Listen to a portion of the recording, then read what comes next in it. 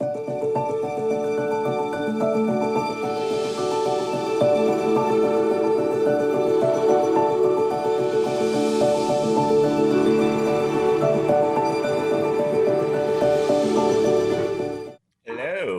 Hello.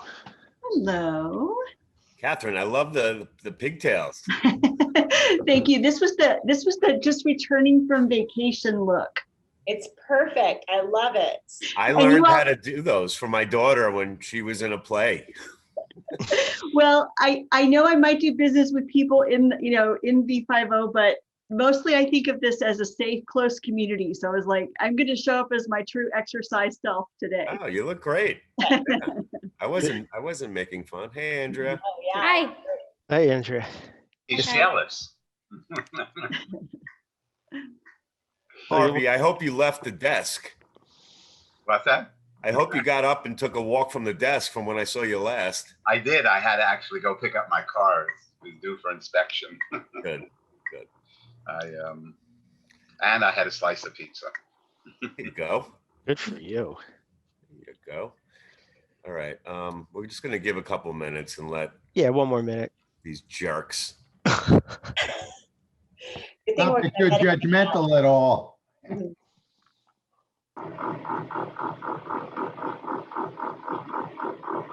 Robert, what you got going on over there? Vacation. I need a vacation. Sounds like you're rumbling. Yeah. Sounds like you're in a tractor. Yeah, you got a lot of background noise there. Sorry. That's my fan. Sorry. It's a lawnmower. Yeah, I was mowing the lawn while the meeting. You never know with the virtual backgrounds. You could, Did you see that mayor that got in trouble? He was actually driving, but he had his virtual background on. But every time he turned his head, you could see that he was actually driving. Oh no. I've been guilty of that. Alan, what's your background? What are you hiding from us? Oh, nothing. Just No, I see that. I'm wondering, instead of the virtual, what's there? Oh, it's literally a white wall. Okay. Yeah, it's nothing exciting. Driving a semi, a forklift. It's nothing exciting. I actually thought of painting a V50 logo behind me. That's cool. Do you paint? Yeah, my wife didn't think it was so cool. We have another Andrea joining us. I believe, is it Andrea? Andrea. Yes, hi everybody. Hi. I met some of you. I met some of you a couple of weeks ago, but it's my first time here. Welcome. Welcome. Thank you. So I guess we can get started. It's 2:04. We stick to schedule. Part 2 of 5 of our mindfulness. And I'm not going to delay it anymore. I'm going to hand it over to our host and facilitator, Laura. Thank you. Thank you, Lane. Thanks for the round of applause for that, Alan. Very good. So welcome back. It's been 2 weeks for those of you that were with us the first time around. And if you weren't, no worries. We'll kind of get you all caught up, or you've checked out the recording at this point. But before we launch into what we're going to chat about today, I just thought we would take a few minutes and do what we're actually here to learn, which is to drop in and meditate. So if you want to bring your feet to whatever surface is below you into firm connection, so you can get the whole foot planted to the earth, and then close your eyes if that's comfortable to tune down your reception or awareness of what is external to you. If you'd rather not have your eyes closed, that's okay too, just half masked. And then just notice the natural rhythm of your body. I want you to see, we're going to do a little body awareness in this meditation. So I want you to check in right here before we really start and see if you can, by listening to your body, the way the breath moves through it, how you're holding yourself. If you can get a sense on a scale of 1 to 10, where your level of stress versus relaxation is, 10 being full tilt on stress.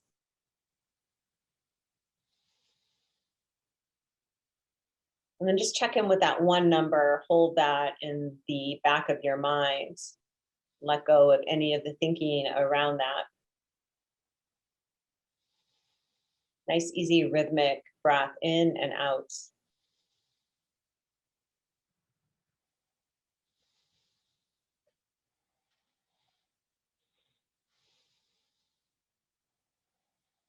We're going to work our way into our physicality. Just feel your feet.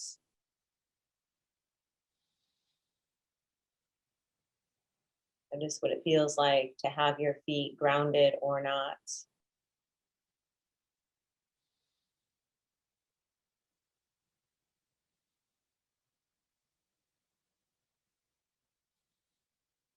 Could you tune into what is finer, more subtle? Feel into your right big toe.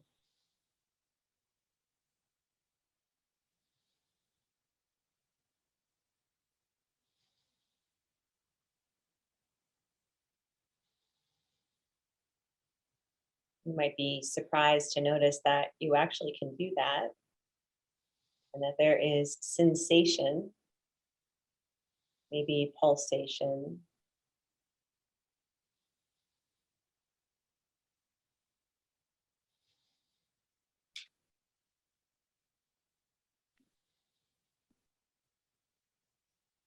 Now, in whatever support in the form of a shoe or a sock,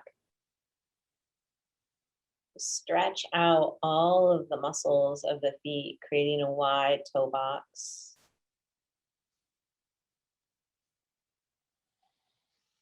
An extension to the very tips of your toes back through the heel.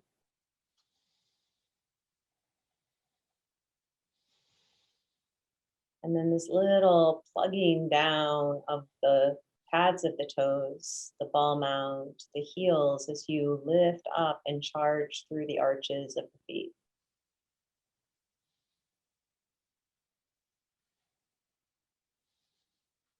And notice, what is that overall sensation that courses through your being by bringing awareness to your feet, activating the part of us that roots us, creates our mobility, holds us.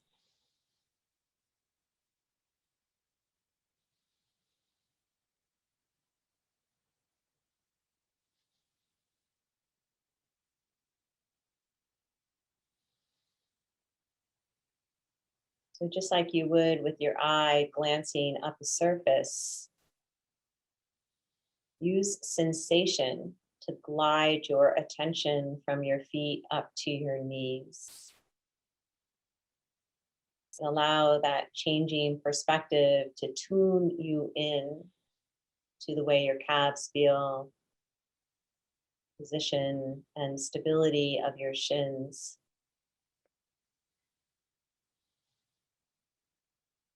And then land your awareness on your knees.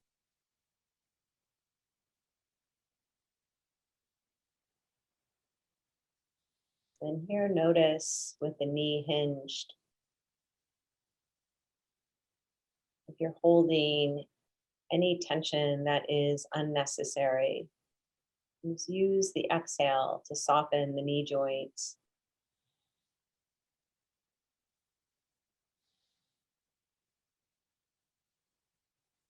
If you have knees that have physical reaction throughout your day due to injury or aging or whatever it is, bring your breath solidly into the space of the knee that experiences discomfort and direct the breath there, cycle after cycle.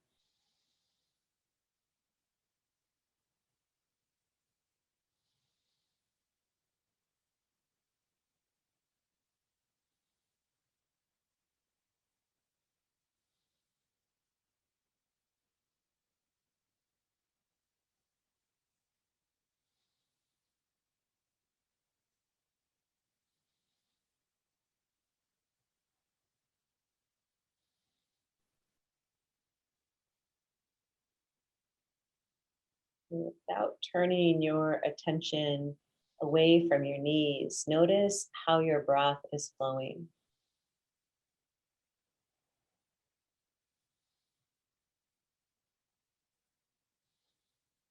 This movement away from an unconscious connection with our breath to skillful utilization. of our breath as ally.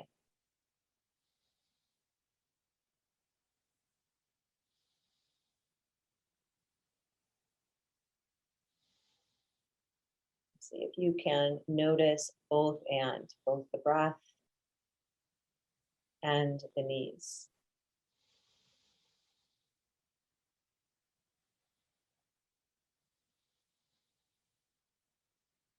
And start to draw your attention by moving the breath up across the thighs, across the biggest bone of the body, the femur, into the hips.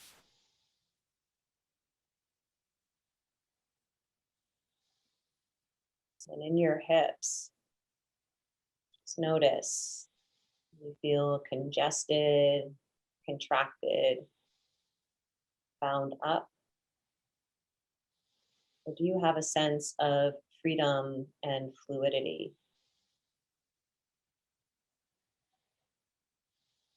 You might, if you're feeling a little trapped in your pelvis, which is not unusual in all of our modern day sitting, you might just create right across the pelvic bowl little tiny circles that originate in the pelvis themselves, rotating hips around in a circular pattern, which then radiates up like a funnel through the shoulder heads.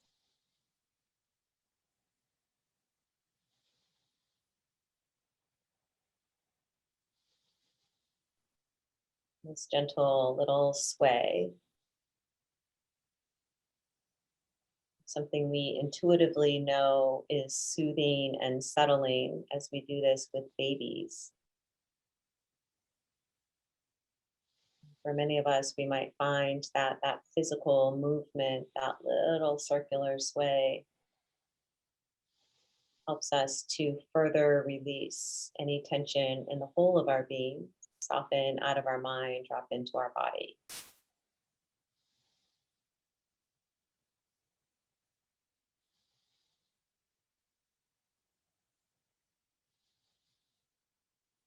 And maybe tune into how effective this journeying to and tending to each of our body parts is for you.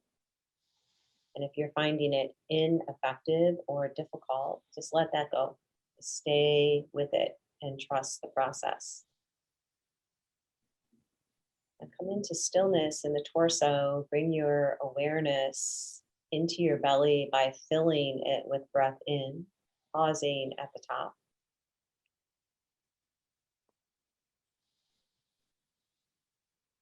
And then easy sigh out, maybe even through the mouth.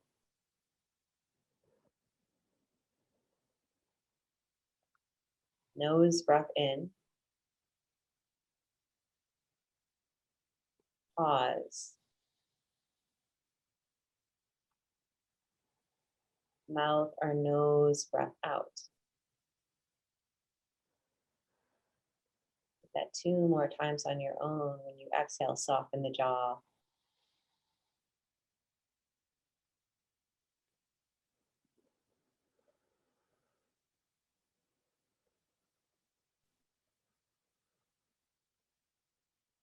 Before we move from this space, lengthen up through the spine, draw the crown of the head high, feel the lower back decompress as your sit bones root down left to right, and then bring your breath across the heart center.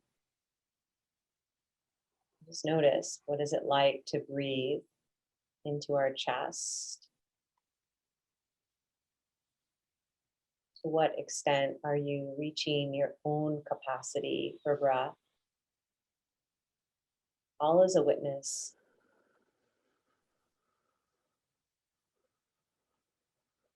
Trusting if we sat here long enough with enough time and patience, you would breathe through whatever restrictions and constraints live until you had this full, easy breath to the very top of the lungs.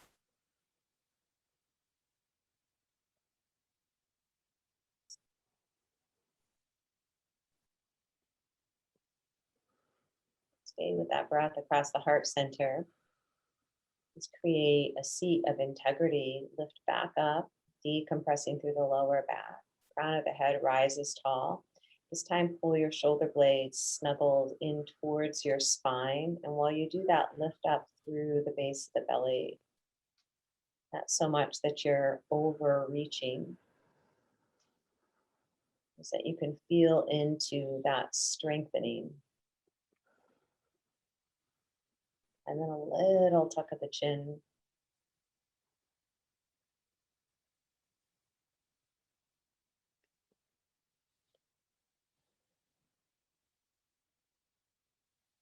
And keep that tuck of the chin. And then imagine just pulling your head back a little bit. If you could bring ears right over the shoulders, which is our natural alignment for most of us in the process of being lost because of screen time. Start to pull back to your original state.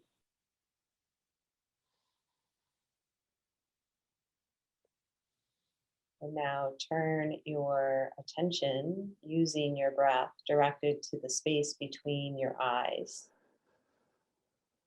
The seat of our intuition or inner knowing.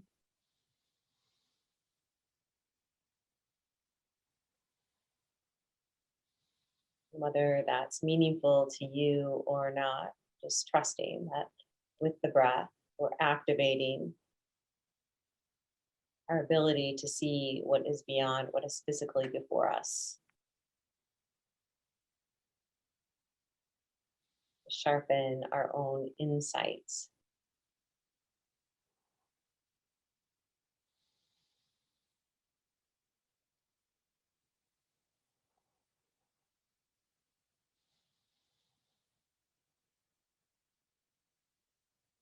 And then draw your breath down your arms into your fingers. Let the fingers soften completely.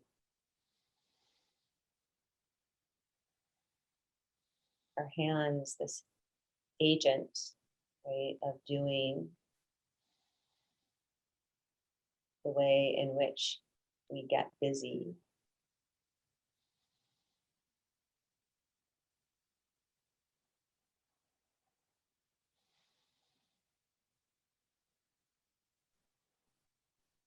Just allow your hands to completely be,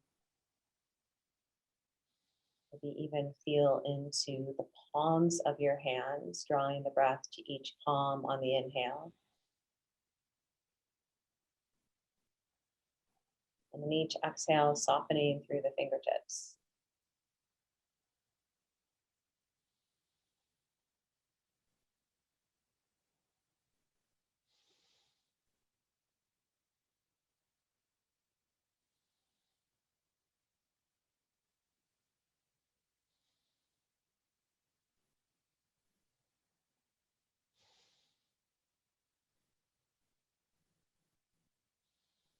And take a full deep breath in at the very top, pause.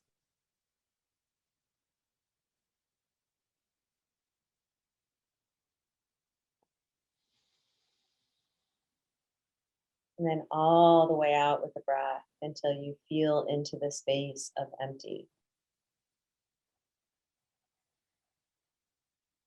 And in your time, and just take one moment before you open your eyes, and on that same scale of 1 to 10, 10 being way off the chart stressed, 1 being totally relaxed, where is your number now? When you've landed on that, you can open your eyes.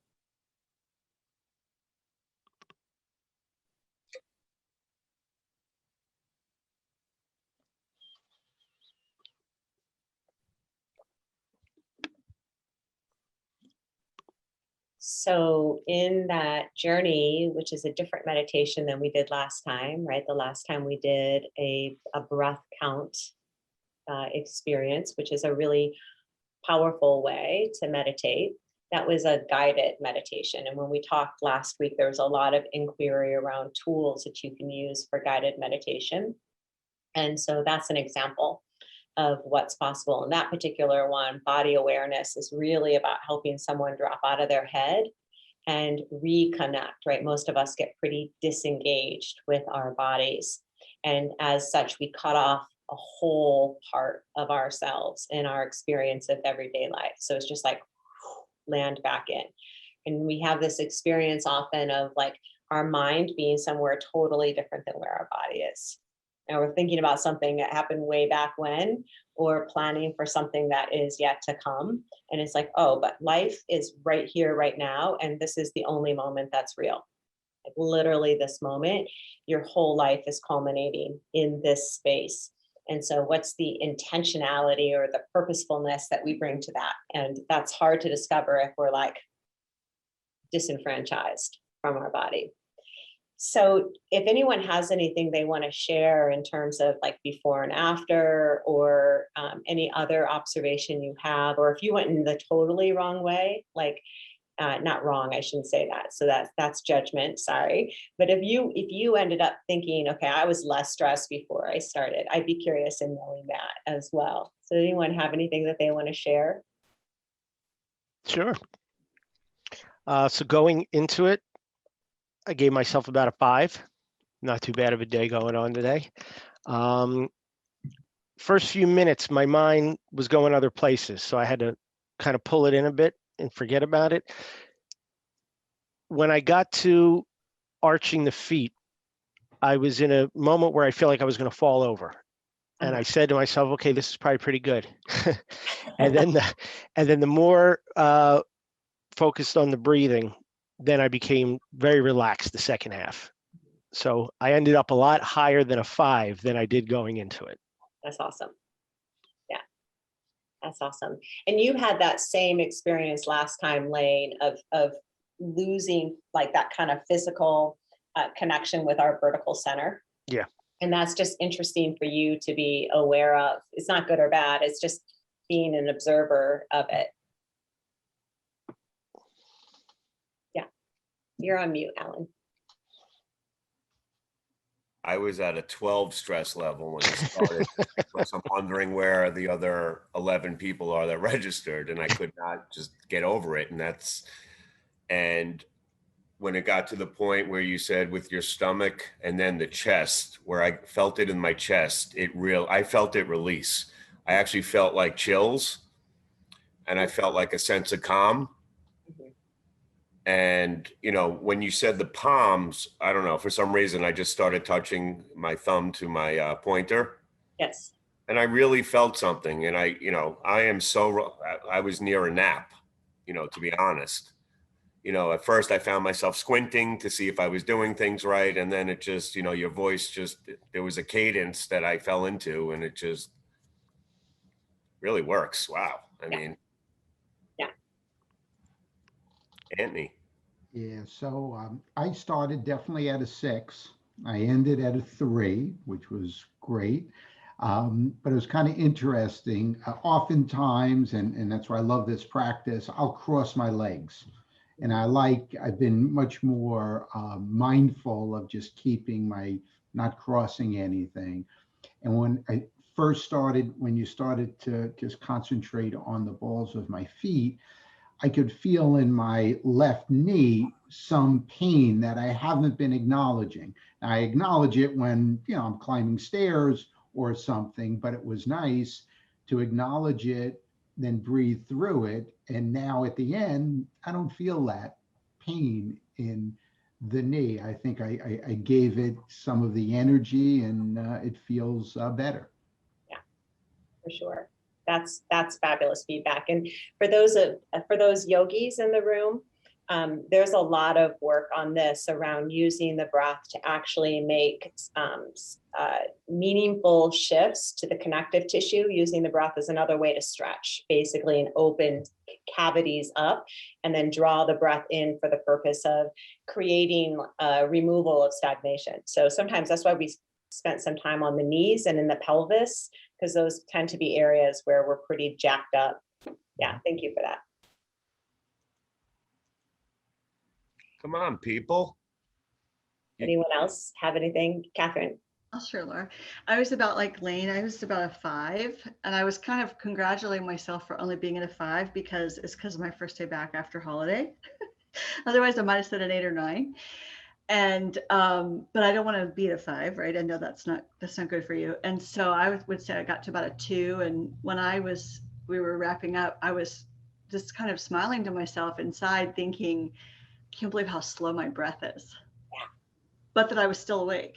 Like that was really something, because I don't have any trouble falling asleep. Typically, I can nap very easily, and I feel myself fall into a nap. And I thought, this is so interesting because I'm really slowed my heart and my breath, but I'm still awake. And that was really cool. Yes, that's very cool. That's very cool. And thank you for highlighting the 5. So this is a great point. Did anyone start with a number lower than a 5? Anyone? Jump in there and just shout it out if you did. Be nice, Harvey. Harvey did. I did. Uh-huh. I just came back from vacation, so I'm still, recuperating. Yeah, that's cool. When I do this, Harvey, you're the exception, because almost always, and when I check in with myself as well, I rarely am starting at a 1, 2, or 3. When I really all of a sudden notice it, I'm like, oh, I'm somewhat kind of elevated at all times, which becomes our norm. It becomes what we're accustomed to. And so what we find is happening is that we're actually, as a species, truthfully, getting accustomed to an elevated nervous system state that's not healthy for us. And then what happens with that is that when real stuff comes our way, instead of being able to go from a 1 to a 3 or a 1 to a 4, we go from a 5 to a 9, and now we're full tilt. So our capacity to self-guide goes way down just because we've become accustomed to the water that we're swimming in. And it's water that's getting reinforced. So when you ask someone, how are you? My God, I'm so busy. I've got so much going on. Like, it's all the things all the time versus like, I feel really centered. And when's the last time you said to someone, how are you? I feel really centered and calm. Like, it's all good. Nobody ever says that. We feed that story of busy, particularly leaders, particularly business leaders. And it's true, there's a lot going on, but we get to choose the reframe on that if we'd like it. It's go ahead. funny, when I used to work with my family at the nursing home, the director of nursing, she had a card, and you would put your finger on it and it would turn a color, and that would represent how stressed you are. Yeah. But it would I always used to sell them, Alan. it would always be blue for me, which was like the lowest. And she's like, of course, you're the owner's son. Why would you have any stress? And I really wish I had this thing now, because I don't feel as calm as I used to when I was working for the family. Yeah. And I would love to show her, but I would literally raise her stress level by showing her how not stressed I was. Yeah. Yeah. And that is such an important, you could go get something that tells you your stress, right? There are monitors out there. You also can learn to use the 60-second pause, in which you do just what we just did, and you'll feel it instantly. You will become so intimately connected with your body. Like, I know for me, when I start to breathe, I'll feel it instantly in my chest. I wouldn't have noticed it 10 minutes before that, because I'm so accustomed to running at that level. But when I pause and breathe, it's like, oh, it's my bracelet. It's my bracelet, and it's not blue. And so what do I want to do with that information so that I can come back into good space? And we'll talk when we're together next around some of the kind of work benefits of being more mindful in terms of impact on creativity and productivity and discernment and decision making. But we just all get a lot smarter when we're not tipped up on that scale of 1 to 10. Andrea? Yeah, I was just going to say, it's interesting too what you mentioned about the culture of leadership and how influential that is on having this level of stress, because it reminded me and took me right back to one of the leaders. I worked at American Express back in the day, and the guy who headed the consumer card group, it was this huge job. He's actually now the CEO of Visa, a guy named Al Kelly. And he was so cool and calm and I remember like being so stressed in meetings back in my career in those days, and he would come in and talk about his kids' baseball game and, all this kind of stuff. And he brought the temperature down like to a point where everybody was having like feeling so good, and it was like more collaborative. And I mean, it was amazing. And it stood out to me because I never had a leader or a boss be so aware of how important it was just to be cool and calm and, happy versus like, I don't know, it just made an impact on me and stayed with me. And I think that, when you're in an organization, to go into a meeting and bring that vibe, it just changes everything, so you feel that when you do these kind of practices, I think. Oh, for sure, for sure. I just had a conversation with the CEO of a company that has about 150 employees. And so this CEO has direct interaction with a lot of her people often, less so with COVID, but as they're starting to kind of come back into shared physical space even. And she was commenting, she's like, Laura, you have to help me. The culture is so stressed.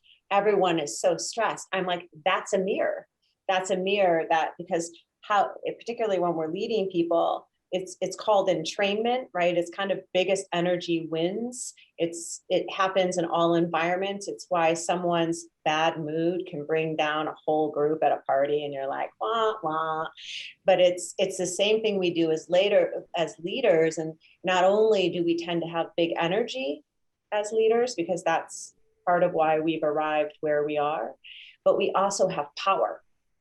And so we have such an impact, and just being aware of that is really useful. Yeah, I think that Andrea and you touched on the secret sauce, as we would call it.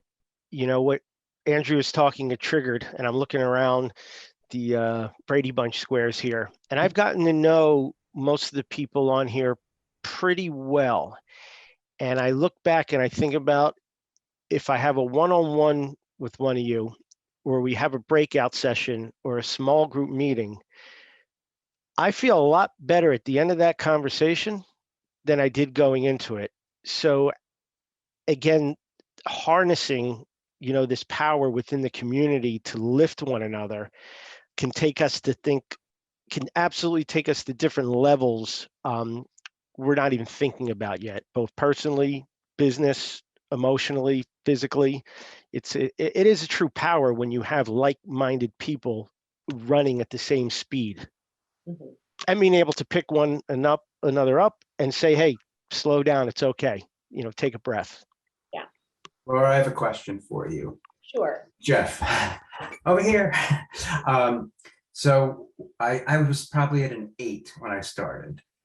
Yeah. And then I got into a deep, deep zone. But I don't know if it was because I was falling asleep or if I was just in a truly, meditative state. And quite frankly, the only thing that got me snapped out of it is my stupid Apple Watch vibrated because of a phone call that I didn't take. But had that not happened, I mean, I was hearing you a lot. I did hear a lot, but then there came a point I was just in a complete state of bliss, so to speak. And granted, during that period of time, I was very calm, and obviously because I was in that state. But then when I came back, I still feel like little anxiety in the chest, a little just the same stuff that I was feeling before. Yeah. Yeah. Thank you for acknowledging that. And I think sometimes I think we talked about this last time, Harvey mentioned this, that, sometimes we do go to fall asleep in meditation. And that to me is indicative of probably needing more rest. Maybe. And some of us use sleep as an escape method. So it's hard for us to come into restful alertness. And so the body just passes out in order to kind of shut down and check out for a while. It's like self-preservation. But the fact that you could hear me speaking just would say to me that you were able to really drop in and be totally present. And what you described as the sensation around that, I think is not different than what Lane is experiencing, where he's kind of almost feeling like he's losing his physical center. It's kind of that that deep drop in. And the fact that you got there after, I mean, that was less than 15 minutes, you know, by 10 minutes of, that's impressive. Like we can all find 10 minutes in our day to go from an 8 to like that, there it is. And then the practice, what I teach is that the practice is cumulative. And so you start to have a practice where during the physical practice itself, you can obtain a deepened, more relaxed state. But then you leave it and you go back into your day and you like do all the things the way you've always done it because you have habit around that. Your body, your nervous system, your brain have habits, right? There's like, they say we have like 70,000 thoughts a day. I don't know about you, but most of mine are totally useless. And they're just habits running, tapes that run positive, negative, addictive, action-oriented, whatever they are. And so the goal would be to cumulatively build the muscle of mindfulness using meditation as a tool so that it comes with you off of the practice mat, so to speak, out of your seat. So that the seat itself, when we come to meditation, that is a Pavlov's dog kind of thing that instantly we're like, okay, this is what we're here to do. And the whole body softens, which is why Alan's use of like the mudra, the hand mudra is really helpful because that anchors into our physicality. But Jeff, I would say it's stay with it. Like just keep building the muscle and then you'll start to notice that there's more spaciousness. And I think I mentioned this when we were together last, but you know, one of the things that I always try to remember is how do I increase the space or the time in between an event or a trigger and how it is I choose to respond so that I'm more conscious in the response versus in reaction mode and following my reptilian self. And mindfulness, meditation practices will do that, but it's like anything else. We're not going to be great today. Like I'm not running a marathon today. I'm going to build and build and build. And then eventually it's like, oh, I can catch myself doing that better. I have a question. Go ahead. Is that okay, Jeff? Yeah, feel free. Go ahead. Okay. Laura, I'm interested if you'd speak more, just kind of building on this and going back to Lane's comment earlier about, you know, leaders in this community. Do you have experience or evidence that mindfulness practices, how that affects a person's ability to prioritize and to decide things? Because I think part of why the busyness happens for me is that, number one, I like having a lot of projects at the same time. And number two, because sometimes I'm just working in the business, I'm not working on the business, I'm not stopping and thinking, what's the most strategic thing for me to get done today? And so when I hear executive coaches and people talk about, like I heard several people recently, I just feel like I was supposed to hear this, you know, so I heard several different people through different methods talk recently about how they have only 3 objectives for a single day.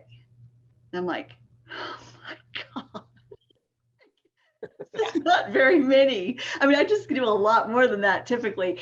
So I don't say that as a source of pride because I think something is upside down for me. Like I aspire to be a person who has such clarity that I could get to the end of the day and say, my 3 most important, most awesome things were done to move my business forward. And so anything that helps me have more awareness about that and keep that moving forward and progressing in that is interesting to me. Yeah. I think when people are resistant to meditation and they say things like, I can't meditate, or I don't have time, or I can't sit still. And I feel like, well, maybe I could convince them that this actually is a time saver. The one thing I always tell people is that meditation is the greatest tool for distillation and discernment. It gives you access to a whole system intelligence because your whole self, your body, your mind, your spirit, like the being of who you are, really doesn't care about our massive to-do lists. In fact, our being is kind of like laughing at us about all of that, right? And when we can get into whole system intelligence and we make decisions from there around how we will exert ourselves, how we will effort in the world, now all of a sudden we'll find we're doing much less, or we're doing it through a different lens. We're going after an outcome that's bigger than the achievement of something so we can cross it off on our list. So I think it's a really potent tool. And in fact, I do a process with myself every morning where I'm like a total nerd. So everything I have is in a project management software. And so I go through and I have like the big list of all of the hoo-ha for the day. And before I even start to try to organize any of that, I have a meditation practice. And then before I look at anything, I write down what feels most important to me today. And it's changed the outcome of my work, because we also then find that sometimes what we miss is depth, and we miss meaning and connection. So sometimes I'm still going into the same meeting I'm going to have with my leadership team as an example. But what I'm trying to do is less about hitting those objectives and more about bringing out the best of each and every, and that creates a better result. So I really, I like it for that reason, Catherine, alone. Like, even if you're like, I don't know about all of this woo-woo meditation stuff, if it can help us access intelligence in a more efficient way, it's a real game changer. Or going back to the stress issues like Jeffrey and maybe others with those high stress numbers. So we go through the meditation and we come out karma, hopefully. And now we go back, to dealing with what we were dealing with before we went in. So what's the answer? I mean, for me personally, like I said, I'm not particularly a stressful person. I look at things and I deal with them. And as I always say and said to my kids and whomever, every project begins at the beginning. Some projects look monumental, but if you don't begin at the beginning, then you'll never get to the end. So if you just start and you continue, how ironic it is that during the course of the project, you actually get to the end. And that takes the stress out of dealing with looking at the mountain.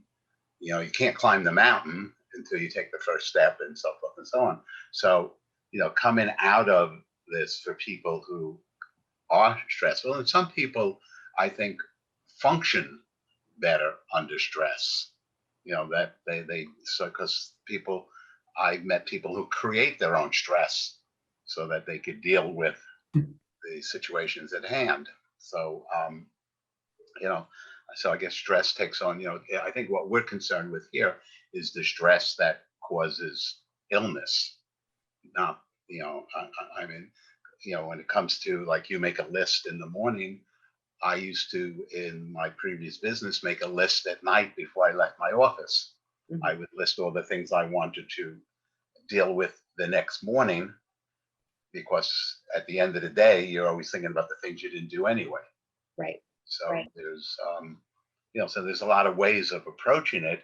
And I think as we find these answers to what works best for us, it should, under normal circumstances, diminish some of that stress. Yes, yeah. So a couple of thoughts on that. Thank you for sharing it. And I think that's great awareness. This is a little bit what Jeff was mentioning earlier when we were talking about, if we build the muscle, we find that, now I'm more mindful, less stressed in the flow of my day, not just when I take my seat, because I'm reprogramming or regrooving my habits. And I'm a big believer in the power of breath.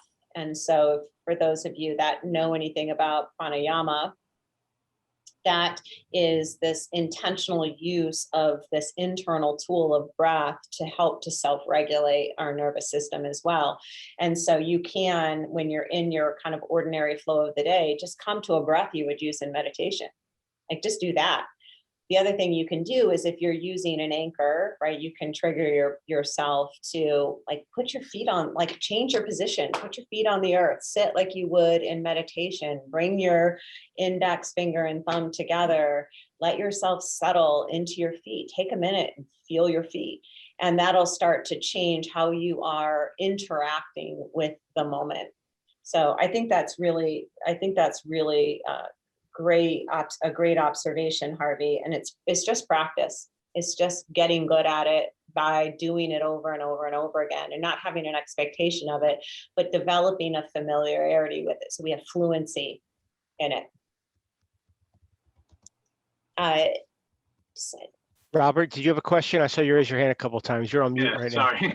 Yeah. So I was getting stressed over that. Thanks, Lane. It's a button. When you talked about the guy, I don't want to be that guy, but I'm that guy, who finds the excuses and the reasons why I can't meditate. But also the same guy who has the stress level on the arrow pointing, the wrong direction. And had a cardiologist tell me that cholesterol doesn't kill, overeating doesn't kill, cigarettes don't kill, stress kills. So it's definitely a factor. But there are two things that kind of relieve stress for me. One is playing sports. I can go with pain and whatever, and during the moments that I'm in, I don't think about a thing. I don't think about work. I don't think about my stress, and I'm relaxed. The other thing is, which the person that I drive with, if they're willing to help me, is through traffic on the LAE, traffic in the city, just tickling my forearm, and I de-stress, and it's just like a weird, and I feel it like physically, mentally, and so it's just like taking that moment just to stop thinking about the stressor, and obviously there are factors that create stress, but we are the carrier of the stress, and we create the stress, how we react to things.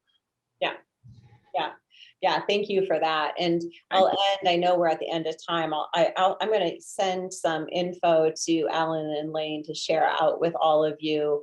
I'll give you some helpful little reframes you can use when your brain's like, I don't have enough time for this, or I can't, whatever your thing is, I'll send some reframes that you can use. But I think the key here is that we are all very disciplined, capable humans. And we understand that achieving something important to us takes effort. It takes discipline and focus and commitment. And this is no different. And for some reason, we treat meditation differently. We think we should just be able to sit down and do it. And when we can't do it, or when our monkey brain's like, you don't have time to do this, like keep on moving, we just succumb to it, and we just look like, well, I guess that's not going to work for me. But yet we're so disciplined in other areas of our life. So finding ways to bring that same talent or skill for discipline into our mindfulness practices, so we can be our best selves, and just like check it out. Like if you do it for 90 days and you're like, this doesn't make any difference at all, well, don't do it. But at least give it the shot to see if it can be useful, because the research is pretty plentiful around it. I just want to say something quickly, and I hope everyone does realize that this is just a little insight into what Laura does. So, she's given us the 40,000 foot view. And if anyone is really interested, please be our guest to reach out to Laura directly and set up some private sessions, because that's the end game here. I know Lane and I are going to at the end of this all. And, again, we're just getting little snippets here and little techniques. But, if anyone is really interested in digging deeper, please, don't rely on us, reach out to Laura. Everyone has her information. And, Robert, I can't wait to see you next time and tickle your forearm. Laura, can you take 1 minute and tell us where you prefer to be followed? Like, do you have an email that you like to send stuff out from, or should we follow you on social, or what do you prefer? You can follow me on LinkedIn, and that's a great, and then also my business 10X Leadership Lab, if you're interested in understanding the organizational implications for your business around some of these ideas. We do a lot of higher purpose work with businesses. And then mindfulness is part of it because it's how we access that whole system intelligence, but we don't actually teach meditation to companies, but we do help. I'm very passionate personally about helping leaders develop this muscle because of the influence that you all have in your worlds. And so for sure. And then you can also just kick me an email at laura@laurajuarez.com if you would like to be added to the email distribution list. So you're like getting all the goods. And again, that email that you'll get will come from 10X Leadership Lab, which is really about the organizational application of well-being and of purpose in conscious capitalism. Yeah, and I think what Andrea's statement was really impactful on her dealings with her former boss from Amex, because, you know, my partner and I don't think about that when I walk into a room, yet, you know, people could be picking up and reading on my anxiety or whatever it is, and then I'm setting everyone into a tailspin before I even start the conversation. So thank you for sharing that, Andrea. Yeah. And I'll definitely be mindful of that. Yeah. Great. So your homework is to continue with your daily meditation practice. And next time we'll actually kind of like really, you'll be 3 weeks in. So it's a good time to kind of check in and like really look at how that's going. So if you feel like, well, I didn't do it from the last time we were together, it's all good. Between now and then, when we're together next, spend some focus time on it, put it on your calendar if that's useful. And then I will send some info to Alan and Lane to share out just around some kind of mechanical things around meditation that might be useful, seat, styles of meditation, etc. And you, at this point, you can use the breath that we used from the last time, or you can take yourself through a guided body journey like what we did today. And so you can play around a little bit. Awesome. Thank you so much. Yeah, very good. Thank you all. Good to see you. Happy Monday, everyone. Thanks all. Great Appreciate it. seeing you all. Be well. Take care. See everybody tomorrow. Thank you. Bye-bye. Thank you. Thank you. Lane, quick